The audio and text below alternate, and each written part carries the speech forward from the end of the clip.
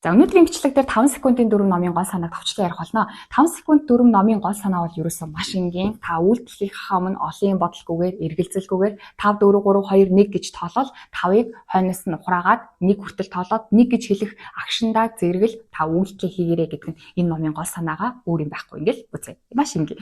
Тэгсэн хэрнээ ийм энгийн агуулгатай хэрнээ энэ ном бол бестселлер болоод идэг. За дээрэс нь ийм энгийн юм ярьдаг хэрний номын зохиолч Мэл Робинс бол дэлхийн хэмжээний хамгийн эрэлттэй эмэгтэй илтгэгчтэй нэг байдаг. Жилд бол тэр бараг 100 гаруй ихтгэл тавьдаг гэдэг. Жилд 100 гаруй ихтгэл тавьдаг гэдэг чинь ер нь бол бараг 3 хоног тутамд маш олон газраас түүнийг өөрч залаад мөнгө төлөөд энэ зүйлийг нь яриулдаг гэсэн үг шүү дээ, тий. Гэхдээ ярьж байгаа зүйл нь маш энгийн үйлдэлхий 5 4 3 2 1 гэж тоолоод юу ч болохгүй үйлдэлхий гэдгийг заадаг.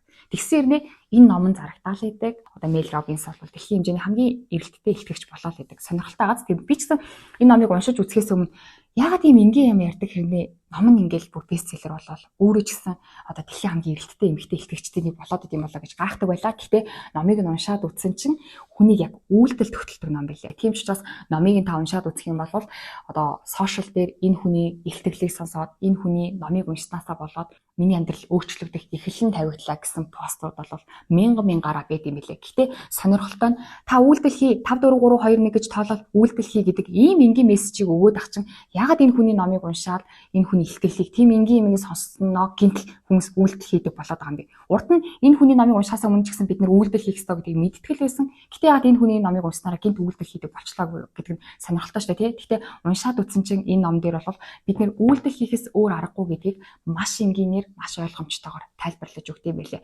Номын ихэнх хэсэг 5 секундын дүрм таны амьдралыг яагаад өөрчлөх вэ гэдэг талаар 3 зүйлийн талаар ярьдаг. За нэгдүгээр тал өөрчлөлтийн талаар ярьдаг.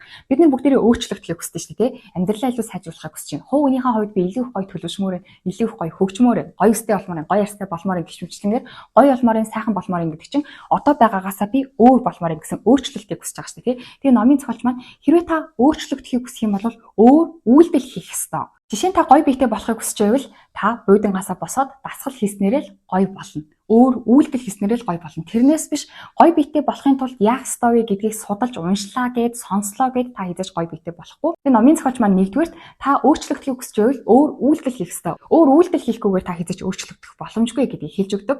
Тэгэхээр өөр үр дүн гэсчвэл өөр үйлдэлийг хэрэгтэй. Нэг үйлдэлийг тавтаалах юм бол адилхан үр дүн гарна. За хоёрдугаарт бол юу хийх ёстой вэ гэдгийг бүгд мэддэг. Гэхдээ яагаад үйлдэл хийдэггүй вэ гэсэн чинь номын зохиолч маань зориг дутдаг. За дээрс нь өөртөө итгэл дутдаг учраас хүмүүс үйлдэл хийж чаддаггүй юм гинэ.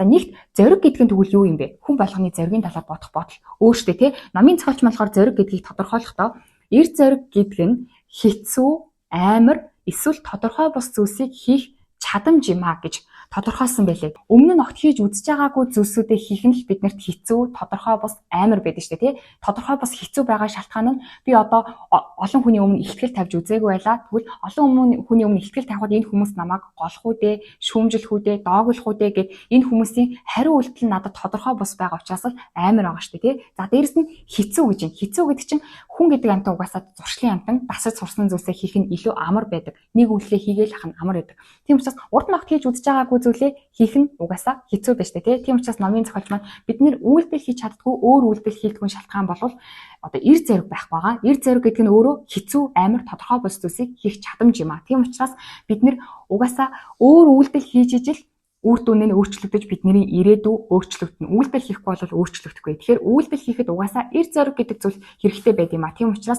зоригтой байх хэрэгтэй. Зориг гэдэг чинь чанга ярих ч юм уу, өөртөө ихтэй харагдах ч юм уу, тийм зүйл биш шүү. Хэцүү, амар, үр дүн тодорхой бос тэр зүйлийг хийхэд эр зориг байдаг шүү гэдгийг хүмүүст хоёртд нь маш сайн ойлгуулж өгдөг. За дээрэс нь бид нэр үйлдэл хийхэд өөртөө итгэх итгэл дутуу байдаг гинэ. Тэгвэл энэ итгэл гэдэг зүйл чинь юугаар бий болдог вэ гэхээр үр дүнгийн харсан зохиолдолд итгэл гэдэг зүйл нь бий болт юм байна. За жишээ нь та магадгүй өөрийнхөө аавдаа ч юм уу, ээждээ ч юм уу сайн найзтай итгэдэг байлаа гэж бодъё. Тэгвэл яагаад итгэдэг вэ гэхээр урд өмнө та тэр хүмүүсээс тусламж авсан учраас энэ хүмүүсээс би тусламж гуйхад ч юм уу намайг хэцүү байхад энэ хүмүүс надад туслана гэдгийг та өөрийнхөө биеэр мэдэрчсэн учраас тэднэрт итгэж байгаа юм байна л да. Тэгвэл өөртөө итгэх итгэл гэдэг зүйл ч гэсэн яг үүнтэй адилхан бий болох хэрэгтэй юм байна. Та өөрөө өөртөө туслах ч юм уу хэцүү зүйлсүүдийг за магадгүй ихтгэл тавих гэхэд та өөрөө ихтгэл тавьсан Тэгсэн чинь ихтгэл тавьсан чинь хүмүүс таныг сайн сонссон ч юм уу тэр хүмүүс та тус болсон гэдгээ өөрөө мэдсэн, харсан, үр дүнгийг харсан учраас итгэл гэдэг зүйл бий болт юм л да. Тэгэхээр та одоо хэрвээ үйлдэл хийж чадахгүй байгаа бол өөртөө итгэл байх байгаа, өөртөө итгэл байх байгаа шалтгаан нь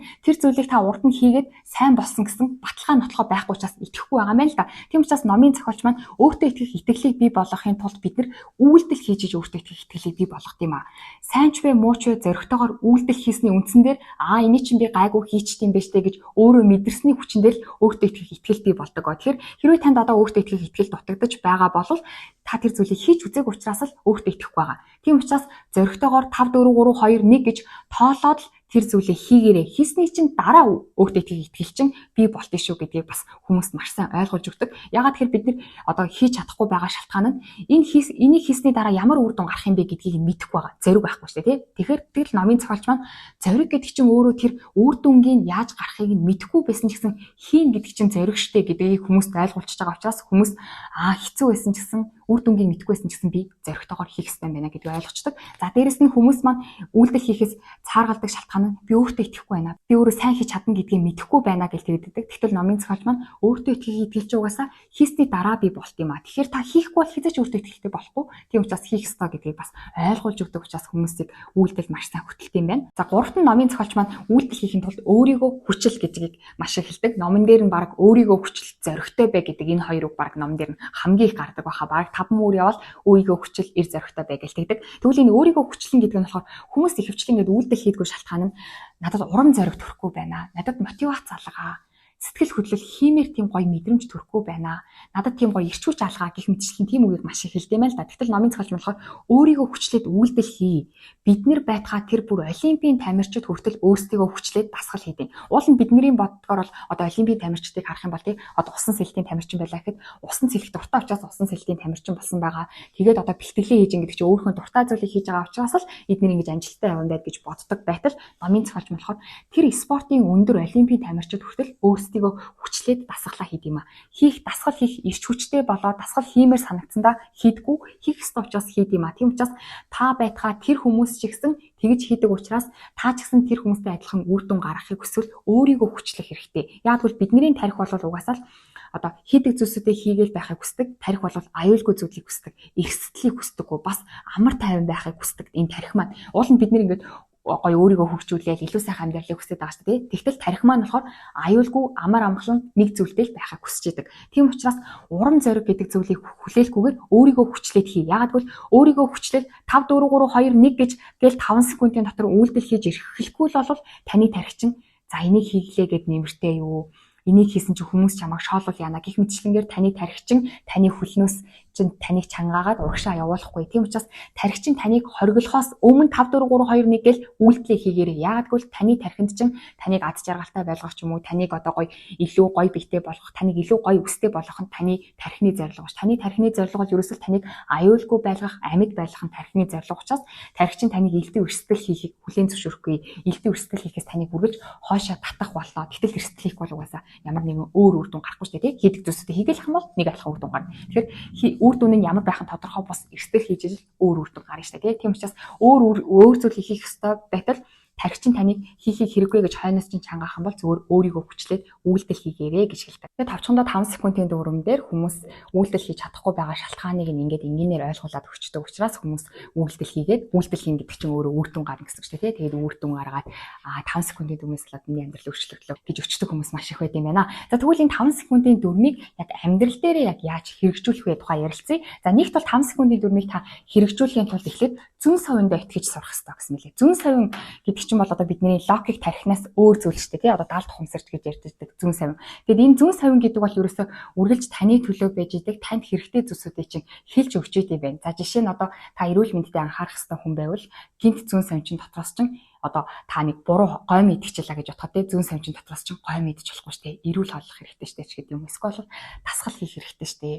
Хэлхийг хүсэж байгаа зүйлээ тэр хүнд хэлэх ёстой шүү дээ. Тэрнтэй уулзах ёстой шүү дээ. Тэрнтэй ярих ёстой шүү дээ. Гэх мэтчлэнгээр зүүн совин чинь дотроос чинь таныг юу хийх ёстой, танд юу хэрэгтэй вэ гэдэг зүүн совин чинь үргэлж хэлж өгч идэв юм аа л да. Тэгтэл тэр зүүн совиндоо итгээд үйлдэл хийхгүй бол бид нэр тарих маань ажиллаад тарих бол нөгөө зөвхөн таны тав дух эрүүл мэнд аюулгүй байдлыг чинь боддог учраас тарих бол энийг хийх нь эрсдэлтэй юм байна бити хий гэж хэлж идэг тарих маань. Тэгтэл зүүн совин бол таны хийх ёстой зүйлсүүдийг чинь дотроос чинь хэлж өгч идэм байх. Тийм учраас та 5 секундын дүрмийг хэрэгжүүлэхийн тулд нэгт зүүн совинд итгэх ёстой. Тэгээд дотроос чинь тэр нөгөө жоохон гарч ирж байгаа энэ зүйлийг хийх ёстой ч гэсэн зүүн совин тэр дуу хоолойндоо итгэл 5 4 3 2 1 гээл тарих чинь таныг зогсоохоос өмнө логик тарих чинь таныг барихаас өмнө 5 4 3 2 1 гээл шууд үйлдэлээ хийж эхлэх ёстой. Тэгэхээр нэгт бол та зүүн совинд итгэх хэрэгтэй юм байна. За хоёрт нь энэ 5 секундын дүрмийг сэтгэл зүй дээрээ ашиглаж бас болох юм билээ. Сэтгэл зүй дээр болохоор бид нэр ингээд одоо санаа зовох, одоо сэтгэл түгших, сандрах гэмтчлэн юм сөрөг бидний мэдрэхийг хүсдэггүй энэ сэтгэл хөдлөлийн төлөвүүд байгаа шүү дээ.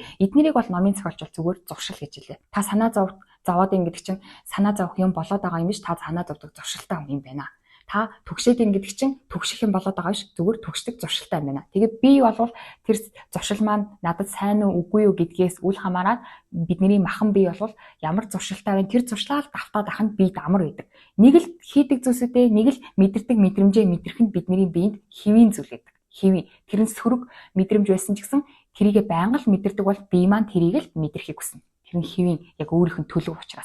Тийм болохоор зуршлаа эвдэхийн тулд 5 секундын дүрмийг ашиглах хэрэгтэй гэж хэлээ. Тэгэхээр таны мэдрэхийг хүсэхгүй байгаа санаа зовнол одоо сэтгэл ботрол ч юм уу те тэр зүйлсүүд ирэх юм бол 5 4 3 2 1 гээл өөр сэтгэл хөдлөлийн төлөвлөө шилжих хэрэгтэй юм байлаа. Жишээ нь энийг бол ухамсарын тайз гэж ярьдаг шүү дээ те. Ухамсарын тайз гэдэг нь ухамсар гэдэг чинь одоо далд ухамсар мухамсар биш бидний ухамсар гэдэг чинь яг одоо ингээд юм бодож байгаа, харж байгаа, анзаарж байгаа энэ бодол энийг маань ухамсар гэдэг ааштай тий. Тайз гэх юм бол одоо ингээд жүжиг тоглодог тэр тайзыг хэлж байгаа. Тэгэхээр ухамсарын тайз гэдэг нь толгоон дотор байгаа энэ хэсгийг одоо ухамсарын тайз гэж нэрлэсэн байхгүй. Тэгэнгүүтээ бидний ухамсарын тайзан дээр бол нэг удаадаа нэг л тоглогч гарах боломжтой юм гинэ. Нэг л тоглогч, нэг л сэтгэл хөдлөл, нэг л бодол бидний энэ ухамсарын тайзан дээр гарах боломжтой. Тэгэнгүүт номын зохиолч маань таны ухамсарын тайзан дээр чинь хэн гарч ирж байна? Яг номын дээр бол ухамсарын тайз гэж хэлээгүй зүгээр таны бодол, сэтгэлийн төлөв гэж ном дээр хэлж илаа. Энэ ухамсарын тайз гэдэг бол арай өөр номон дээр зүгээр ухамсарын тайз гэж нэрлэсэн юмсан тайлбарлахад амархан учраас тэр үгийн зээлээ ухамсарын тайз гэж ярьж байгаа шүү. Яг энэ номон дээр бол ухамсарын тайз гэж гардаггүй. Тэгэхээр ухамсарын тайзан дээр чи хэрвээ сөрөг бодол ч юм уу, санаа зовнил ч юм уу гарч ирлээ гэж бодох юм бол ухамсарын тайзан дээр чинь нэг л тоглогч тоглох боломжтой учраас та тэр тайзнасаа тэр сөрөг бодлыг буулгаад эерэг бодлоор шууд соль гэж хэлээ. Зүгээр л сольчиход болно. Таны тайзан дээр таны толгоон дотор хэн бүжгэлж ийн тэр тоглогчийг л тайзнасаа буулгаад хүсэж байгаа тоглогчоо гаргаж ирэх хэрэгтэй. Яг тэгвэл таны тайзан дээр чинь ухамсарын тайзан дээр чинь хоёр тоглогч нэг удаадаа тоглох боломжгүй. Сайн муу бодол, эерэг мэдрэмж, сөрөг мэдрэмж нэг удаа зэрэг тоглох боломжгүй учраас та шууд зүгээр сувгаа сольдог шил тэртээ таны толгоон дотор бүжиглээд байгаа бүжигчнийг солих ёстой. Тэрнээс одоо сөрөг юм бодох ч юм уу санаа зовонготой би яагаад сөрөг юм бодоод байгаа юм бэ? Би яагаад дахиад санаа зовоод байгаа юм бэ? Би яагаад түгшээд байна гэлтэх юм бол тэр таны толгоон дотор байгаа тэр тайзан дотор ч байгаа сөрөг тэр жүжигчнийг л бүр амь өгөөл, бүр амьлуулаад, бүр тэрэнд хүчийг өгөөл, тэрийг бүр томруулаад ингэ гэсэн үг шүү дээ. Харин зүгээр тайзнаасаа буулгах юм бол тэр жижигрээд уусаад алга болно. Харин тайзан дээр байхад нь хүч өгөөд тах юм бол тэрийг л та бүр хүчрхэгжүүлж юм гэсэн үг. Тийм учраас номын зохиолч маань 5 секундын дүрмийг ашиглаад та сэтгэл зүйгээ өөрчлөх боломжтой. Тэр нь юу вэ гэхээр таны ухамсарын тайзан дээр хэн гарч ирсэн бэ? Тэрийг 5 4 3 2 гэл тайзнаас буулгаад 5 секундын дотор өөр дүрийг толгоон дотроо өөр сэтгэл зүйн төлөвийг, өөр бодлыг гаргаарай гэж хэлсэн байлээ. 5 секундын дүрмийг бас харилцаан дээр ашиглах боломжтой. За харилцаан дээр бол бид нар ингээл хин нэгнийг гомдоочхороо ч юм уу, хин нэгэн хүнд хэлэх ёстой байтал хэлж чаддаггүй шүү дээ. Тийм зүйлсүүдээ харилцаан дээр бол шууд 5 4 3 2 гэл хэлэх ёстой юм аа шууд хэл. Хин нэгнээс уучлалт гуйх ёстой би уучлалт гуйх уу байх уу гэж бодлогоогоор 5 4 3 2 1 гэл уучлалтгүй хийх ёстой зүйлээ харилцаан дээрээ бүгднийг хийгээрэй гэж хэлээ. За тэгэхээр энэ харилцаа сэтгэл зүй гэдгээр хязгаарлагдахгүй 5 секундын дүрмийг бол та бүхий л салбарт ашиглах боломжтой. Бүхий салбарт угаасаа толгоон дотроо бодох биш үйлдэл хийснээр л үр дүн гарч байгаа. Үр дүн гарснаар л өөрчлөлт бий болж байгаа шүү дээ. Тийм учраас 5 секундын дүрмийг та бүх салбарт ашиглах боломжтой. Юун дээр ч байна уу гэсэн та үйлдэл хийх ёстой. Үйлдэл хийх өмнө 5 4 3 2 1 гэл тархичин юм уу мэдрэмжчин ч юм уу таны хөлийг чангаахаас өмнө үйлдэл хийх боломжтой шүү гэсэн бэлээ. Тэгээд энэ энгийн аргачлал, энгийн хэрний амархан 5 4 3 2 1 гэл хинч 5 4 3 2 1 гэл тоолол үйлдэл хийх чадна шүү дээ. Тийм учраас энэ маань маш юм энгийн хүмүүсийг үйлдэлд хөтэлдэг арга учраас бестселлер болоод зохиолч ч гэсэн дэлхийн хамгийн эрэлттэй одоо ихтгэгч болж байгаа юм бэлээ. Яалтчгүй уншаад үзэх юм бол нэрэл үйлдэл хийх ёстой шүү дээ. Үйлдэл хийхгүй бол өөрчлөгдөхгүй. Гэтэ яг бодоод үзэх юм бол ялцчгүй номын зохиолчийн хэлж байгаачлан бид нэр өөрсдөө юу хийх ёстойгоо бүгдээрээ мэдж байгаа. илүү гоё биетэй болохын тулд, харилцаагаа илүү сайжруулахын тулд, сайн төлөвшөхийн тулд ч юм уу, хүн чанартай болохын тулд, за магадгүй тушаал дэвшгийн тулд яах ёстой вэ гэдгийг бидний бүгдээрээ мэдж байгаа. Гэхдээ тэрийг үйлдэж чадахгүй байгаа. Тийм учраас энэ одоо би ямар үйлдэл хийх ёстой вэ гэдгийг одоо дахиад судлаад хэрэггүй. Угаасаа мэдээллийн 90 100 таны толгойн дотор чинь яах ёстой вэ гэдэг нь бүгдээрээ хангалттай байгаа. Тийм учраас зүгээр үйлдэл хийх хэрэгтэй. Үйлдэл хийхийн тулд олон юм бодох юм бол олон юм бодох тусам таны үйлдэл хийх магадлал буурах учраас тархичин мянган шалтгааныг олж чадах учраас 5 4 3 2 1 гэл үйлдэл хийгээрэй. Үйлдэл хийх юм бол энэ номон дээр гарч байгаа шиг маш олон хүмүүс 5 4 3 2 1 гэж үйлдэл хийсний хүчин дээр санаа зовж исэн шиг тийм амар биш байсан юм байна. Би санаа зовж исэн шиг тийм чадваргүй биш юм байна. Миний бодож исэн шиг тийм сүртэй зүйл байгаагүй юм байна гэдгийг үйлдэл хийснийхаа дараа ойлгох болно. Тийм учраас номын зохиолч бол энэ олон 5 4 3 2 1 гэж хийснээрээ таны бодож ирсэнээс хамаагүй сайн үр дүн гарсан учраас та ч гэсэн энэ олон хүмүүс амьдралаараа гэрчилж байгаа учраас 5 4 3 2 1 гээд үйлдэл хийгээд үзээрэй гэдгийг номын зохиолч маань сануулсан байлээ. Тэгээд номынхон төгсгөлд нь ингэж хэлсэн байна. 5 секундын дүрм.